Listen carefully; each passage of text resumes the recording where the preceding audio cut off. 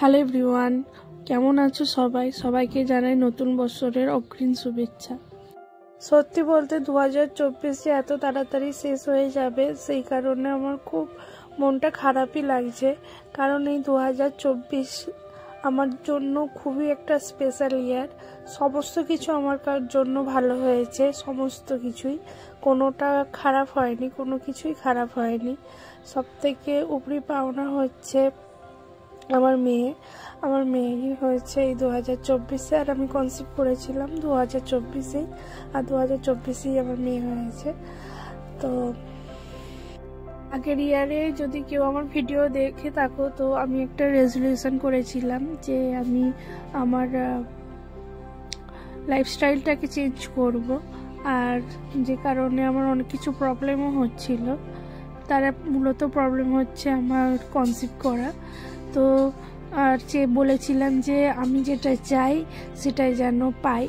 তো আমি পুরোপুরিভাবে আমি নিজেকে বদলে নিয়ে চেষ্টা করেছিলাম, ডায়েট করা থেকে শুরু করে প্রতিদিন হাঁটা, লাইফস্টাইলটাই চেঞ্জ করতে চেয়েছিলাম। আর তার ফলস্বরূপ তো দেখো আমার মেয়ে। আর কি বলতো, আমি ভেবেছিলাম যে 2024টা হয়তো আমার কাছে অনেক ভালো হবে। 2023 থেকেই মনে করতাম যে 2024-এ যা হবে আমার জন্য ভালো হবে। সত্যি বলতে কি, সমস্ত কিছুই বললামই তো, সবটা আমার সঙ্গে ভালো হয়েছে, কখনো কোনোটাই খারাপ হয়নি। আর দেখো, প্রতিবারই তো নিউ ইয়ার আসে আবার যায়, কিন্তু আমার জীবন একই থাকে, কখনো কিছু বদলায়নি। হ্যাঁ, উঠো পড়া তো আছে, কখনো ভালো হয়েছে, কখনো খারাপ হয়েছে, এরকম তো ঘটতেই থাকে। আর সব সময় ভাবতাম যে ঠাকুর যা করে হয়তো ভালোর জন্যই করে, আর খারাপ হয়েছিল বলেই 2024টা এতটা ভালো কেটেছে হয়তো আমার যেটা মনে হয়। আর মেয়ে হয়ে যাওয়ার পর থেকে আমার একটা কথাই মনে হয় যে আমার হয়তো আর ভগবানের কাছ থেকে কিচ্ছু চাওয়ার নেই, আমি সব পেয়ে গেছি। তো 2024 তো চলে যাচ্ছে, জানি না 2025টা আমার কীরকম কাটবে। আশা করছি ভালোই কাটবে, কারণ আমার সঙ্গে আমার মেয়ে আছে, আর আমার হাজব্যান্ড তো আছেই সব সময়। আর আমি যাদের কাছের মনে করি বা আমাকে যারা কাছের মনে করে তারাও আছে আর থাকবে সব সময়, আমি জানি।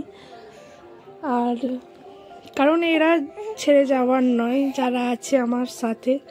অনেক মানুষই তো থাকে পাশে, কিন্তু কজন আর কাছের হয়ে উঠতে পারে, তাই না? হয়তো কাছের মানুষের সংখ্যাগুলো অনেক কম আমার কাছে, মানে আমাকে ভালোবাসার, কিন্তু তবুও যারা আছে আমার জন্য এনাফ, এরাই। আর এই সমস্ত মানুষগুলোকে নিয়ে আমি যেন 2025টাও খুব ভালোভাবে কাটাতে পারি, এটাই চাই ভগবানের কাছে। আমার মেয়েও দেখো তোমাদের সঙ্গে কিন্তু একটু কথা বলছে, তোমরা শুনতে পাচ্ছ কি জানি না, কিন্তু ও আমার সাথেই আছে। আর ও দেখতে দেখতে কত বড় হয়ে যাচ্ছে, এই তো হলো। আর আমার মা হওয়ার জার্নিটা কিন্তু খুব সোজা ছিল না, অনেকটাই কঠিন ছিল। কারণ আমি একটা সময় আশাই ছেড়ে দিয়েছিলাম যে আমি কখনো কনসিভ করতে পারবো কিনা, কারণ আমি যেভাবে মোটা হয়ে যাচ্ছিলাম। তো সেই কারণে তোমাদের সাথে আমি এই আমার মা হওয়ার জার্নিও একদিন শেয়ার করব। আর আমি জানি আমার মতো যারা ফ্যাটি আছো তারা অনেকটা ইন্সপায়ার হবে, কারণ আমার অনেকটা ওয়েট বেড়ে গেছিলো। আর ওয়েট বাড়ার সঙ্গে কনসিভ করার কিন্তু কোনোই যে লেনা দেনা নেই, সেটা আমি মা হয়ে বুঝতে পেরেছি। আর আমি যেহেতু আমার মেয়েকে কোলে নিয়ে এখন ঘুরছি, তো সেই কারণে একটু আমার কথাগুলো তোমাদের শুনতে হয়তো অসুবিধা হবে, একটু ম্যানেজ করে নিও। তোমাদের 2024টা কেমন কাটলো অবশ্যই কিন্তু আমাকে কমেন্টে জানাবে।